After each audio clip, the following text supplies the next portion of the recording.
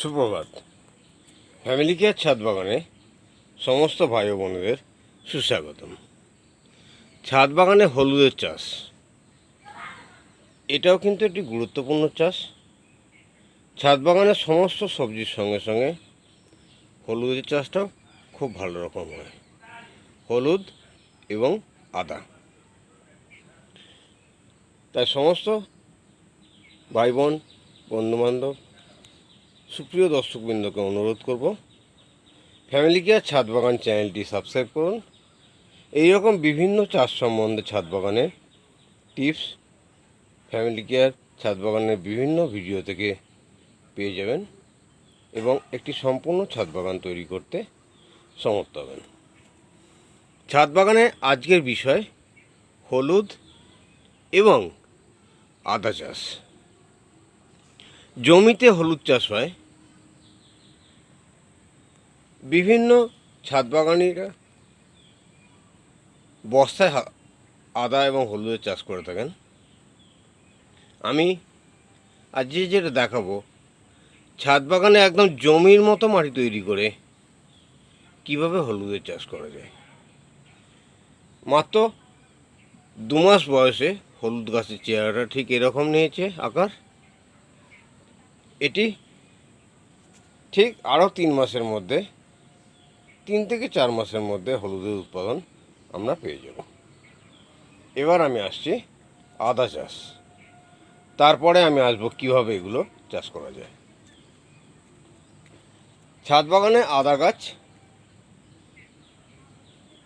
দেখুন একটি গাছ থেকে 3-4টি করে গাছের শাখা বেরিয়েছে।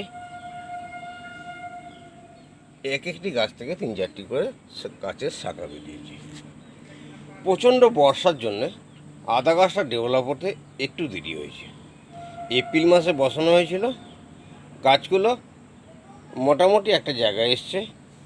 এবার বর্ষাটা একটু কমলেই এই আদা গাছগুলো একটা বিশাল আকার ধারণ করবে। আদা চাষ শুরু হয় এপ্রিল মাসে এবং ফলন পাওয়া যায় জানুয়ারি নাগাদ। এখন আমি আলোচনা করব যে এই আদা গাছ এবং হলুদ গাছ সম্বন্ধে কিভাবে আমরা আদা এবং হলুদের চাষটা ছাদ বাগানে করব।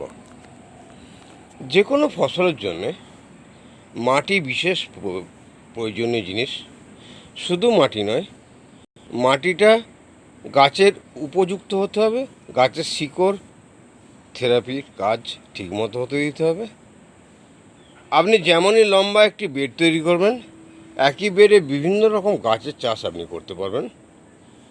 একদিকে যেমন বেডের কুমড়োর চাষ হয়েছে, অন্যদিকে আদা এবং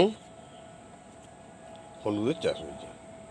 তাহলে 10 ফুট বাই 2.5 ফুট একটি বেড 1 বছর আগে আমি তৈরি করেছিলাম। এই বেডটিতে বিভিন্ন রকম ফসল হয়েছে। বর্তমানে যেটা হচ্ছে সেটা হচ্ছে হলুদের গাছ। ঠিক এই রকম হলুদের গাছ আকার নিয়েছে। এই বেডটি 8 ইঞ্চি গভীরতা বিশিষ্ট মাটি দেওয়া আছে। একদম নিচে বাগানের পাতা পচা শুকনো পাতা এবং কিচেন ওয়েস্ট দিয়ে দেওয়া হয়েছিল। তারপর কিছুটা বালি দেওয়া হয়েছিল, তারপর কিছুটা মাটি দিয়ে এই জমিটি তৈরি করা হয়েছে। এখন আমরা এই জমিটিকে বিভিন্ন রকম চাষের উপযোগী করে তুলেছি এবং বিভিন্ন রকম চাষ একদম জমির মতো হয়ে আছে। দেখুন, ছাদ থেকে একটা ডিস্টেন্স মেনটেন করে বেড তৈরি করা হয়েছে, ছাদেরও কোনো ক্ষতি হবে না এবং গাছও খুব সুন্দর এবং স্বাভাবিকভাবে হবে। উপরে মাচা আছে, মাচায় বিভিন্ন গাছ আছে। নিচে থেকে কুমড়ো গাছগুলো উঠছে। কুমড়ো চাষ সম্বন্ধে ভিডিও আমি কয়েকদিন আগেই দিয়েছি। আজকে আমি এই একই বেডে হলুদ এবং আদা চাষ সম্বন্ধে কিছু তথ্য দিচ্ছি। এখন হলুদের গাছ এবং আদা গাছগুলো রেডি হয়ে গেছে। কিছু আরও মাটি এবং সারের মিশ্রণ দিয়ে আরেকটু উঁচু করে এই আদা গাছগুলোকে আদার ফলনের জন্য রেডি করে দেব। তাহলে জানুয়ারি মাসে আদা এবং হলুদ এই বাগান থেকে উৎপন্ন হয়ে যাবে এবং অবশ্যই আমি উৎপাদিত আদা এবং হলুদের যখন ফলন আসবে, যখন তোলা হবে, অবশ্যই আমি দেখাবো। তাই সমস্ত ভাই ও বোনেদের কাছে অনুরোধ, ফ্যামিলি কেয়ার ছাদ বাগান চ্যানেলটি সাবস্ক্রাইব করুন, সঙ্গে থাকুন, ভালো লাগলে বন্ধুদের মধ্যে শেয়ার করুন এবং আপনার গুরুত্বপূর্ণ মতামত অবশ্যই কমেন্টের মাধ্যমে প্রকাশ করুন, যাতে করে আমার ভুলভ্রান্তিও আমি শুধরে নিতে পারি বা বিভিন্ন বন্ধুবান্ধবদের জন্য আরও উৎকৃষ্ট চাষ সম্বন্ধে আমি তথ্য দিতে পারি। আমি সবসময় সঙ্গী চাষ সম্বন্ধে আগ্রহী এবং একই বেডে যেহেতু ছাদ বাগান, বিভিন্ন রকম সবজি আমি চাষ করতে অভ্যস্ত এবং রেজাল্টও পেয়েছি।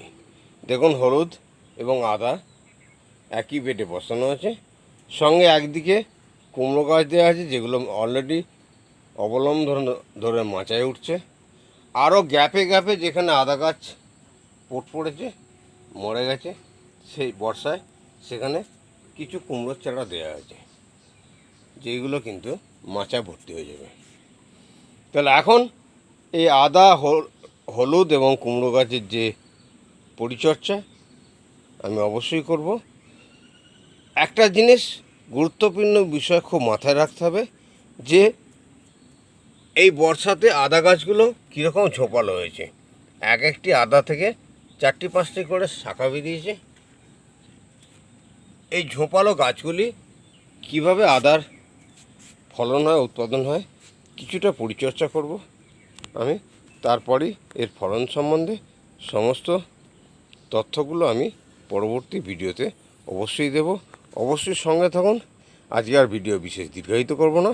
সমস্ত সুপ্রিয় দর্শকবৃন্দকে এবং ফ্যামিলি কেয়ার ছাদ বাগানের ভাই এবং বোনেদের অজস্র ধন্যবাদ দিয়ে আজকের ভিডিও দেখার জন্য, এবং সকলের কাছে ভগবানের কাছে এই প্রার্থনা করি যেন আগামী দিন আবার সকলের সাথে মিলিত হতে পারি এবং ছাদ বাগানে হলুদ চাষ, আদা চাষের মতো বিভিন্ন সবজি চাষ সম্বন্ধে সকলকে উৎসাহিত করতে পারি এবং টিপস দিতে পারি।